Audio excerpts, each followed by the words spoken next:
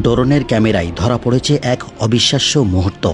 অতল সমুদ্রের গহ্বরে এক দৈত্য মুখ খুলেছে। এটা কোনো দানব নয়, এটা পৃথিবীর সবচেয়ে বড় প্রাণী নীলতিমি। মাত্র এক ঝাটকায় সে গিলে নিচ্ছে 220 টন সমুদ্রের জল, আর তার সঙ্গে অগণিত krill ও সামুদ্রিক প্রাণ। খাওয়ার আগে সে নিজের বিশাল দেহকে 180 ডিগ্রি ঘুরিয়ে নেয়, তারপর বজ্রগতিতে ঝাঁপিয়ে পড়ে শিকারের দিকে। যে মুহূর্তেই মুখ খোলে মনে হয় যেন সমুদ্রটাই গিলে ফেলেছে সমুদ্রকে।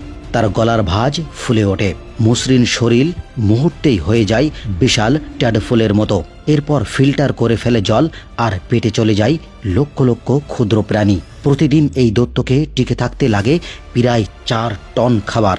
যখন পেটে খাবার কমে আসে তখন ক্ষুধা ভয়ঙ্কর হয়ে ওঠে। 10 মিটার ব্যাসার্ধর মধ্য থাকা সব প্রাণী এক নিমিষেই অদৃশ্য হয়ে যায় তার মুখের ভেতর। তবুও এই বিশাল দেহের প্রাণীটি আশ্চর্য রকম কোমল। তারা কখনোই আক্রমণ করে না অন্য প্রাণীকে। সমুদ্রের বুকে তারা যেন এক নীরব দৈত্য।